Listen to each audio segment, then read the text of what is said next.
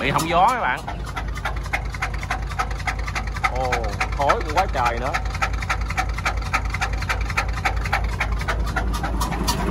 Bị hỏng gió rồi. Nhớ món dầu không thể biết được rồi. Tại vì cái hơi nó nén á.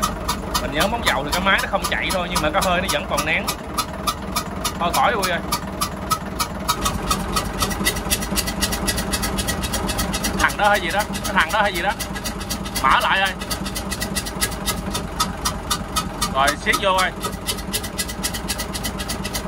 Rồi nhả ra lại ơi.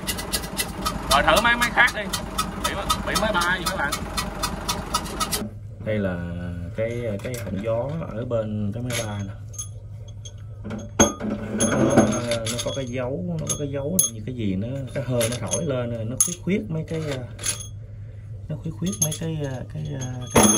bụi than đó.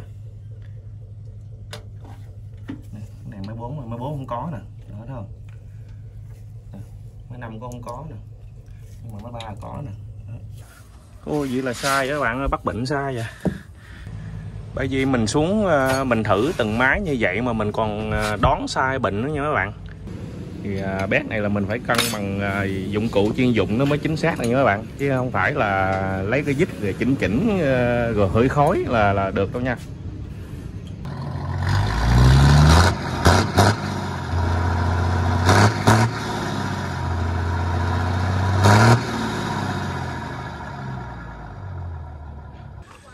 Xin chào tất cả mọi người.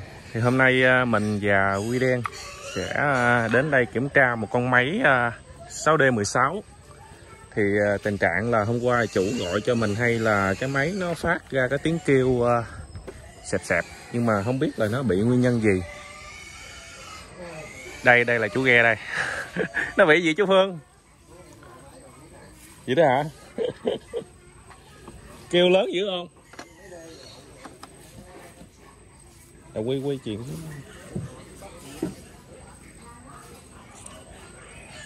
nó đang chạy, nó bị ngang luôn hả chú Phương, hay là nó có bị từ từ không? Đang neo đáy, thấy mấy kia chạy khi khói chúng đâu có cá hay gì đâu, mà mới lên neo đáy mới chạy cái để kêu mình. Dạ, vậy là trước đó thì nó không có bị mà tự nhiên nó bị ngang xương như đó phải không? Cái là tắt máy ta thăm nhớt thăm động rồi coi có nước không. Độ không có nước nữa, mà ống bô cũng không ra nước nữa. Dạ. Mà ống nước cũng không có giật nữa. Dạ. Nước thì không giật, nhớt nhau thì cũng bình thường, mà tự nhiên nó kêu cái gì sẹp chứ hả? Chắc xì xúc bắp hay là cái gì không biết nữa. Để coi Huy Đen đâu đề thử Huy Đen.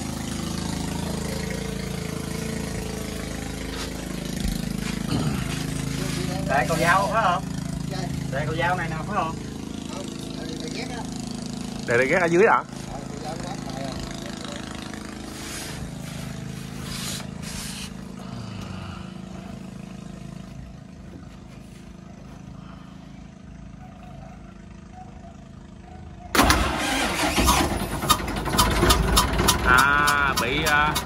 Bị hỏng gió các bạn. Ồ, khói cũng quá trời nữa.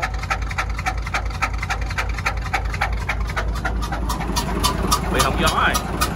Mở nắp cò ra đi Quy. Tắt máy đi.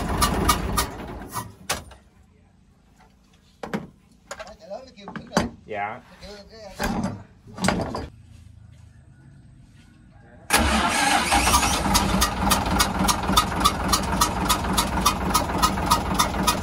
Bây giờ Huy Đen sẽ nhóm từng ống dầu ra xem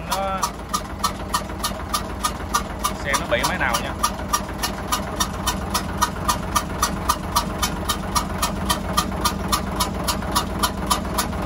Nhóm ống dầu chắc không biết quá, nhưng mà nhóm thử đại đi.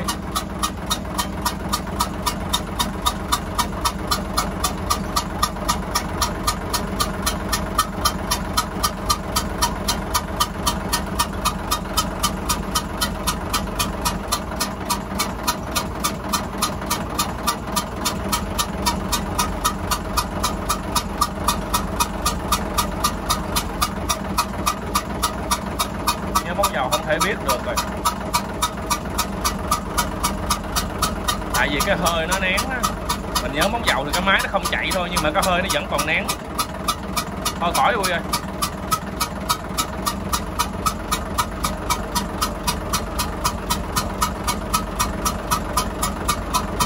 Tắt máy đi Vui ơi. Chim cò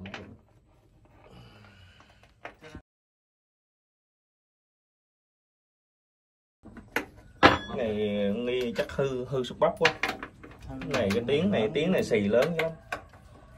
Đâu mà dưới trời nó hôm qua là cái ổng coi là nó không có vượt nước mình, nó ngọt. Dạ.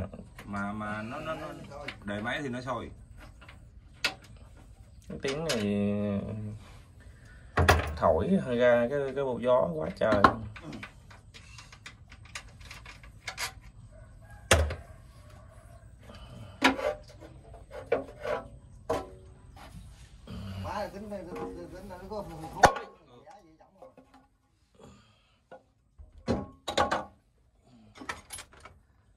Để nổ siết từng máy thử siết được không? Sao nó lắc khó siết.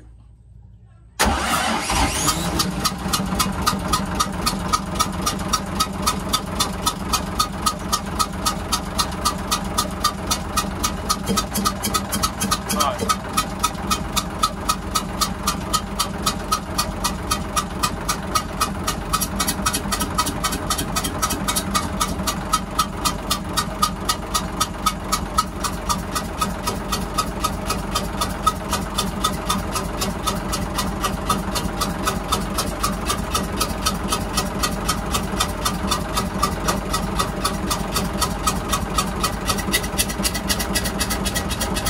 Đó hay gì đó, cái thằng đó hay gì đó, mở lại rồi, rồi siết vô rồi, rồi nhả ra lại rồi thử máy khác đi, bị máy ba gì các bạn, thả ra đi.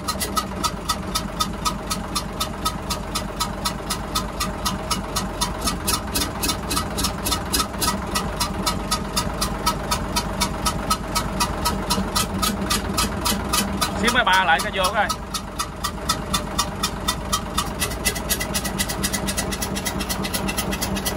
Để máy ba các bạn, rồi tắt máy đi.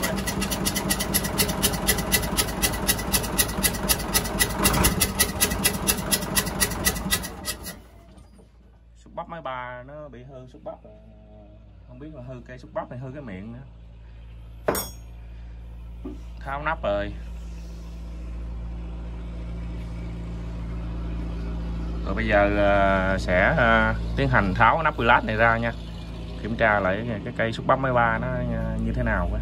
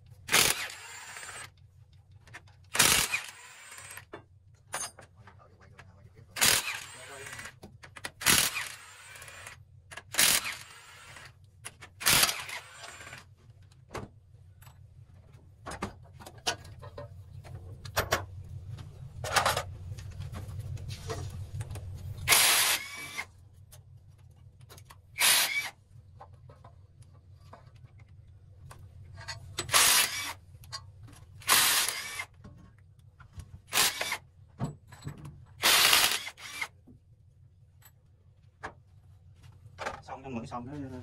Chấp. Đâu được không? Đâu.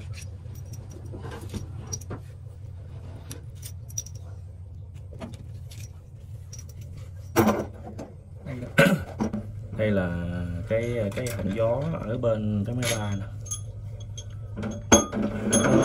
Nó có có cái dấu, nó có cái dấu như cái gì nó, cái hơi nó thổi lên rồi nó khuyết mấy cái, nó khuyết mấy cái bụi than đó. Này mấy bốn không có nè, đó thấy không? Mấy năm cũng không có nè, nhưng mà mấy ba có nè.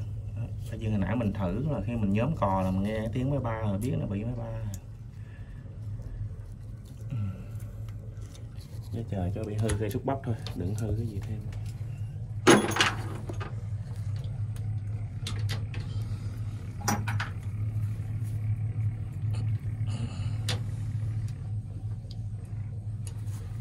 Mấy này là nó 3 lần. Bây giờ Quy Đen sẽ bắn cái bộ lon nắp quy lát ra nha.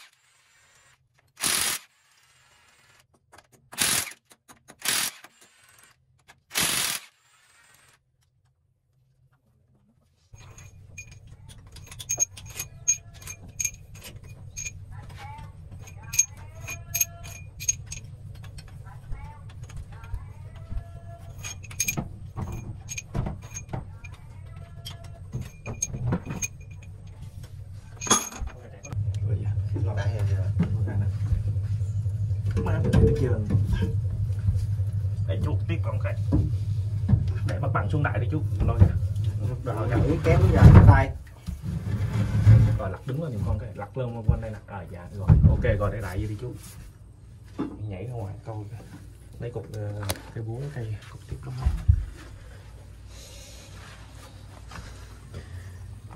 Ồ thổi con ôi vậy là sai các bạn ơi, bắt bệnh sai vậy. Nó thổi con hai nắp nó thông qua với nhau luôn. Ôi hên nó không bị gì hết, hai mấy con là được rồi. Trời ơi. Vậy là nếu mà trường hợp này mà mình tưởng là hư xúc bắp vậy là nó thổi nè. Cái máy ba là khi cái xúc bắp máy ba nó đang mở ra thì cái máy hai nó nổ nó luồn qua máy ba. Trời ơi.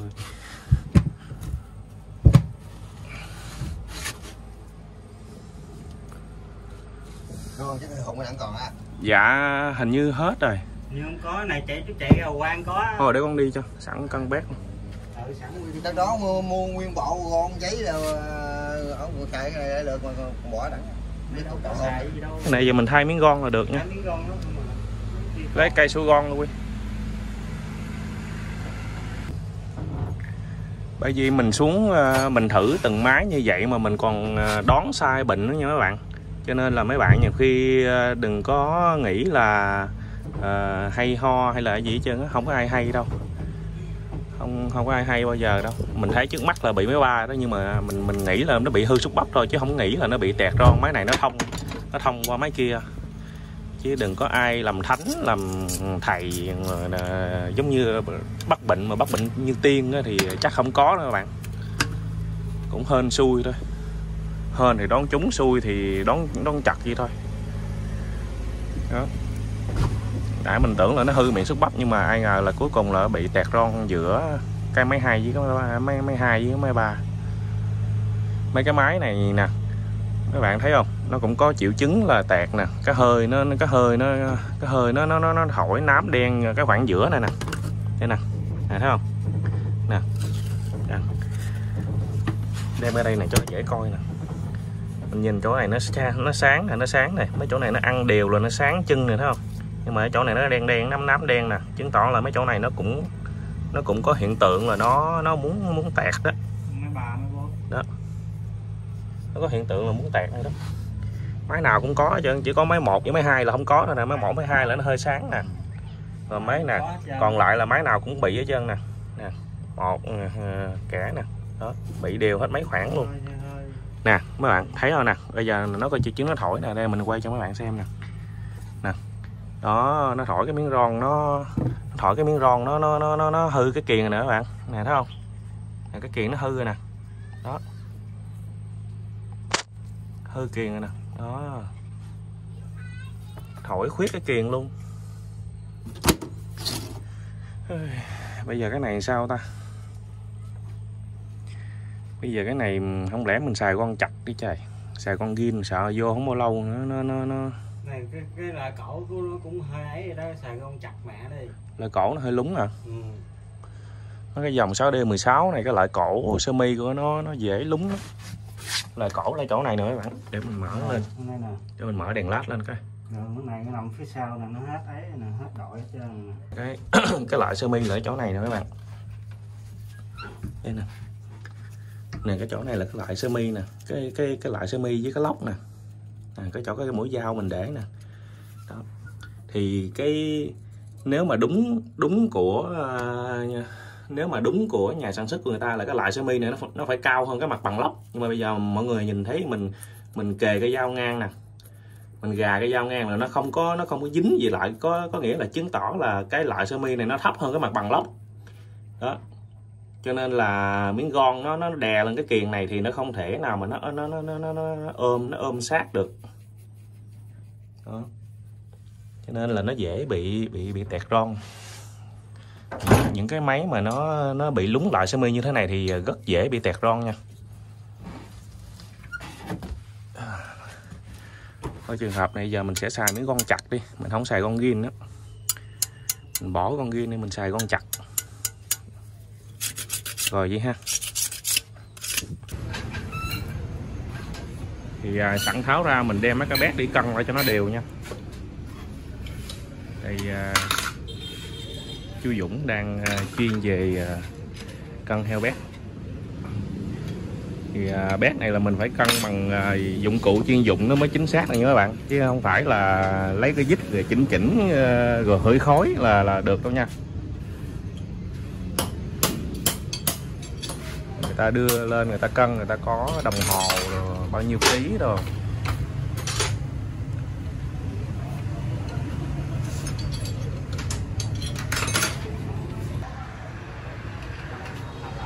Thì bây giờ mình cân bét xong thì sẽ về mua thêm miếng ron nữa nha bạn.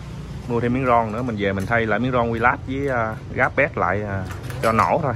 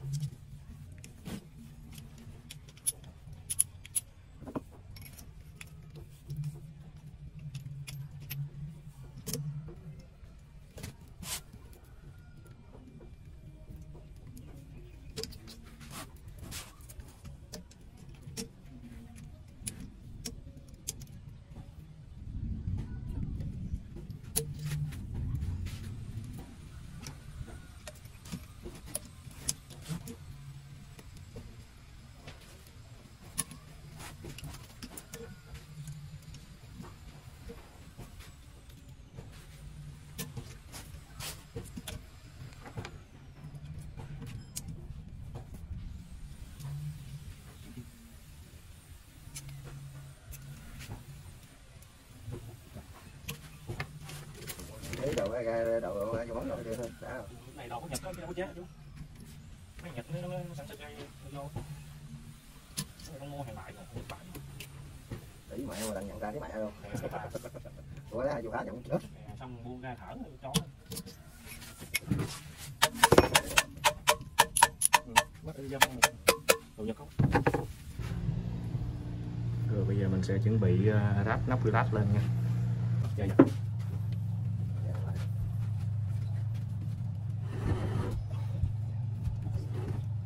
Gắt lên thôi.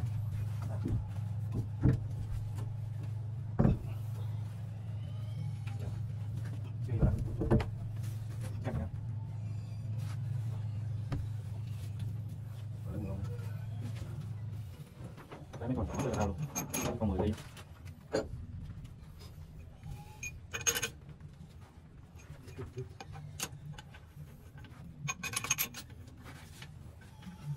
Dài giống như đúng.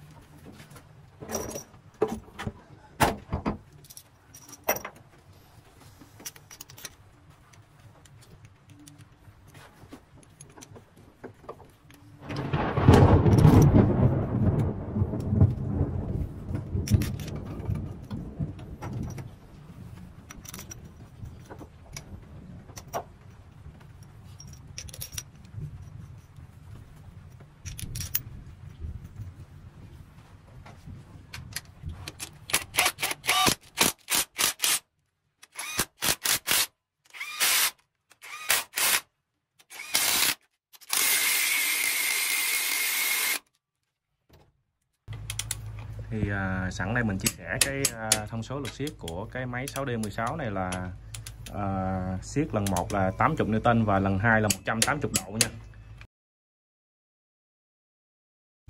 Nó cũng gần như là 180 độ đó.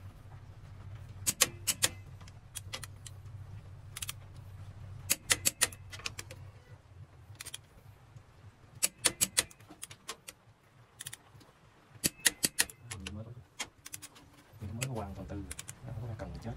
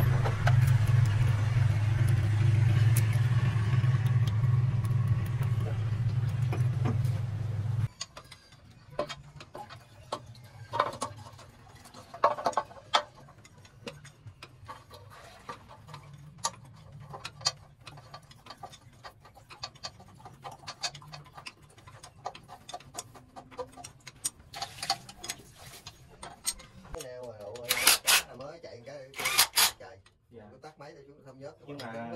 Dạ.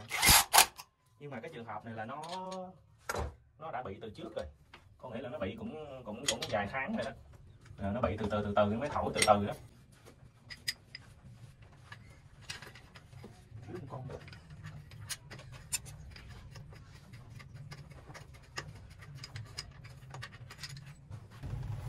Bây giờ bắt nắp cò lại nha.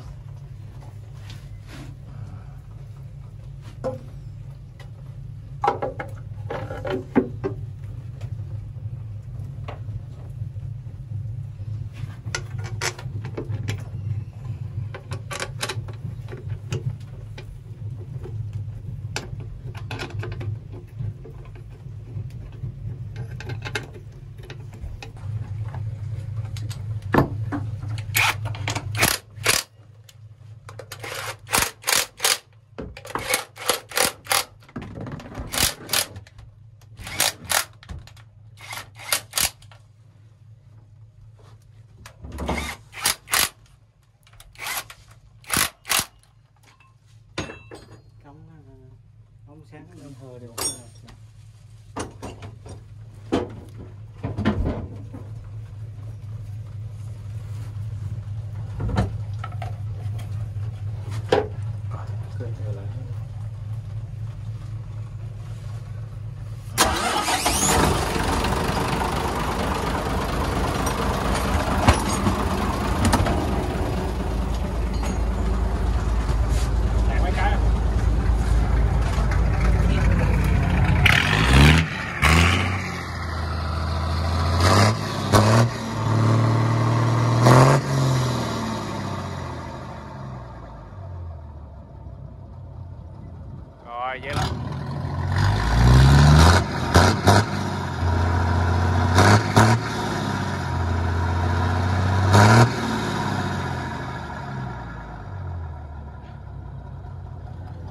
Rồi vậy là ok nha mọi người.